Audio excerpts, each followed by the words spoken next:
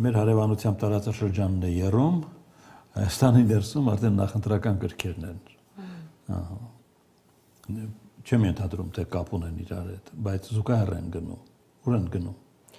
Կապ չունեն, բայց մեծ ազդեցություն կունենան Հայաստանի նախընտրական գործընթացների վրա, որովհետև Իրանյան ելք։ Իհարկե, ողջ քարոզարշավը գնում էր խաղաղության եւ թրիփի գործարկման շուրջ։ Հիմա անդիմությունը ստացել է այսպիսի քարտ, քանի դեռ պարզ չի ելքը, իսկ ելքը պարզ չի, այս պայդրությամբ, որ որևէ թրիփ այստեղով չի կարող անցնել, Իրանը կխոչընդոտի, ԱԹՍ-ներով կհարվածի, դրան զուգահեռ, որ ուրեմն մենք այլևս գործ չունենք արևմուտքի հետ, սա ապացուցում է, որ նույնիսկ ԱՄՆ-ն, ես իրենց նարատիվներն եմ ասում, ոչ թե իմ կարծիքը այստեղ տեղ չունի եւ գուցե հասարակության մեջ լինեն հատվածներ, որոնք դրանք կընկալ են այդ ազդակներ, հատկապես որ կարծես Նիկոլ Փաշինյանը ասաց, որ թրիփի հետ կապված գուցե ժամկետային առումով որոշ խնդիրներ են։ Հարցերից մեկն էլ այն է, թե նույնիսկ եթե այս պատերազմը չլիներ, երկաթուղու հետ կապված ինչպես էր իրականացվելու այդ կոնցեսիոն կառավարման փոխանցումը, որը Ռուսաստանը հաստատ չէր անելու, ինչու պիտի թողնի հեռանա Ռուսաստանը։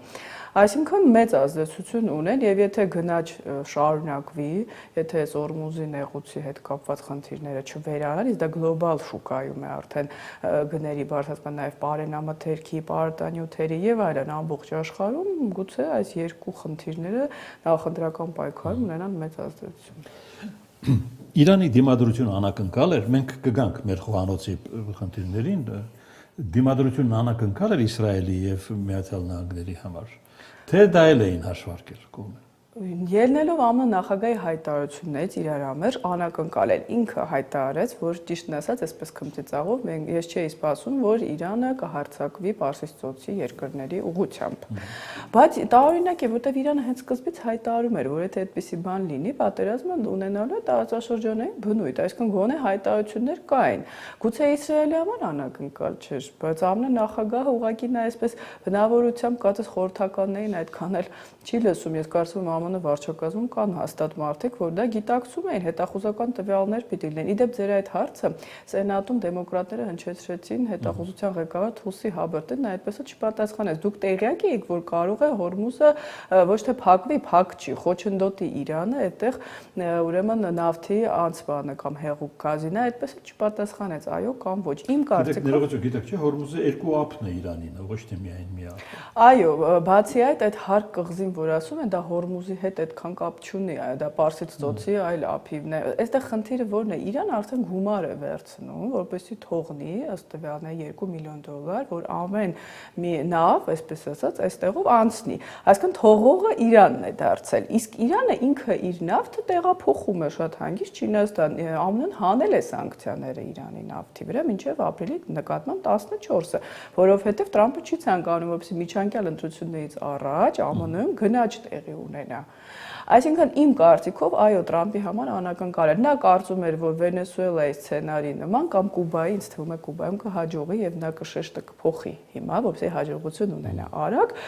սպանելով, ոչնչացնելով Այաթոլլային, մյուսները կգնան համաձայնության, որտեղ նա ռացիոնալ է մտածում, ինչու պիտի իրենց կյանքը ուրեմն չխնայեն, բայց դրանք ռադիկալ մարդիկ են։ Դե տեսեք, 1:48 ժամ է տալիս Իրանին, որ եթե չբացի Հորմուզը կխփի էլեկտրակայաններին։ Իրանի արձագանքից հետո արագ փոխում է մտադրությունը, ասում է լավ 5 օր, ընդուրում ասում է մենք բանակցում ենք, Իրանն էլ հերքում է այդ բանակցությունների մասին։ Այս խառնաշփոթից դժվար է գլուխ հանել, ով է ճիշտը ասում։ Ցավոք ես կարծում եմ, որ ճիշտը Իրանն է ասում։ Ինչու ցավոք, որովհետև մենք մեծ կախվածություն ունենք ԱՄՆ նախագահի, ոչ թե ինստիտուտներից, թրիփը չէր դարել արդեն օրենք, որ ինստիտուտների մասին մենք հանգիստ լինենք, սա դեռ հռչակագիր էր։ Եվ իհարկե Հայաստանի տեսանկյունից լավ չի լինի, որ Տրամպը ունենա խնդիրներ, լուրջ խնդիրներ միջանկյալ ընտրություններում։ Եվ Իրանի պահվածքը ցույց է տալիս, որ ճիշտը, այսպես ասած, իրենք են ասում։ Ես կարծում եմ, նախագահը միջոցներ է փնտրում հեռանալու։ Գուցե նա հայտարարի, որ ոչնչացել է միջուկային զենքը եւ վերադառնում է ընտրություններ, բայց պարզը սա հեղինակության վրա ԱՄՆ-ի մեծապես կազդի։ Դրան էլ Իսրայելը դժվար համաձայն։ Ես այսօր կարդացի Իսրայելն հայտարարում է մենք այս պատերազմը մի քանի շաբաթ շարունակելու ենք։ Այո, նախկին արտաքին գործերի նախարար Լիբերմանի խոսքերը, որ իսկ եթե մնանք միայնակ, այսինքն Իսրայելը զգում է, որ Տրամպը ուզում է գնալ գործակի, օրինակ է, որ հիմա Իրանը չի ուզում գնալ, որովհետև այդ ռեժիմը այլևս կորցնելու ոչինչ չունի, իրենք գիտեն, չէ, որ ամեն օր կարող է թիրախ լինել Իսրայելի համար, իրենք պիտի ստանան մի քանի բան։ Իհարկե 6 կետ արդեն առաջադրել են, բայց կարծում եմ առաջնային անվտանգությունն է ռեժիմի, երկրորդը որպեսզի ուրեմն հանեն սանկցիաները Իրանի նավթի եւ գազի, ընդհանրապես տնտեսության վրա մաքսատուրքեր չլինեն, հրթիռային ուրեմն իրենց ծրագրի հետ որևէ առնչություն չունեն ԱՄՆ-ը եւ Իսրայելը եւ գուցե միջուկային ոչ թե զենքի, այլ ինչպես ասում են խաղաղ Ուրանի, բայց առանց ՄԱԳԱՏԷ-ի վերահսկողության, իսկ դա կարող է դառնալ ոչ խաղաղ։ Իրանի հարցում Երևանի եւ Բաքվի վարկագիծը համեմատելի են։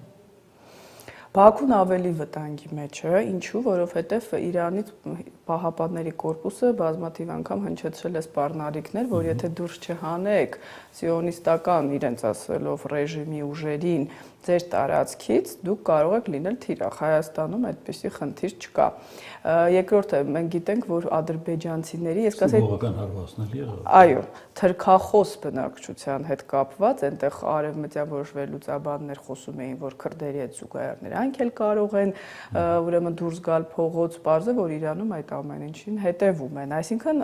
հետո Ադրբեջան-Իսրայել ռազմական համագործակցությունը շատ խորն է, Հայաստանը այդպիսի խնդիր չունի։ Դրա համար ինչ որ առումով մենք ավելի կարելի ասել լավ իրավիճակում ենք գտնվում։ Ուղղակի խնդիրը տնտեսական խնդիրներ չունենալն է, սահմանի փակումը չլինի, եթե փախստականների հոսք լինի, սա լուրջ խնդիր կլինի։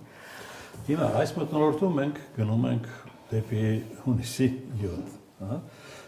Արդեն այն ինչ տեղի է ունենում, եթե անվանենք նախընտրական դիսկուրս մեծ դժվարությամբ, հա, առայժմ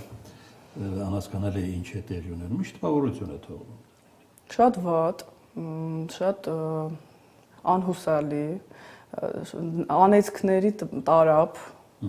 իրականությունից կտրված, ծրագրեր չկան, մրցող ինչ-որ ռազմավարություն, նույնիսկ մարտավարություն կարճաժամկետ չկա, ամեն ինչը այս շուրջը սա է, դու թրքասեր ես, դու ռուսաց տրուկ ես, ինչ-որ նոր այսպես իզմեր են մտածելու, շատ ցավալի է եւ ես չգիտեմ Իլհամ Ալիևը ինչ է այնտեղ մտածում, կասկածում եմ Վլադիմիր Պուտինի հետ, եթե TRIP-ի հետ կապված խնդիրներ լինեն, իրեն կարող է Երակոմ համաձայնությանը նորից ցանկանան վերադառնալ, Հայաստանը դուրս չի եկել այդ համաձայնագրից պաշտոնապես, ինչու չի դուրս եկել, գուցե Նիկոլ Փաշինյանը դա էլ է մտածել, ինչու է նա խոսում պատերազմի հավանականության մասին, իհարկե կապում է իր ընտրվելու հետ, բայց կարծում դա միայն իր ընտրվելու հետ չի կապված, որովհետև Ալիևը կստորագրեր խաղաղության պայմանագիր իր հետ դեռ 2 տարի առաջ նա ճանաչեց Արցախը Ադրբեջանի մաս։ Բոլորն էլ հասկանում են, որ Ադրբեջանը ժամանակ է ձգում հասկանալու համար ինչ զարգացումներ կլինեն տարածաշրջանում։ Այսինքն քաղաքացիական պայմանագրի ընտրվել, չընտրվելը պատերազմական ռիսկի հետ է ուղիղ կապվում։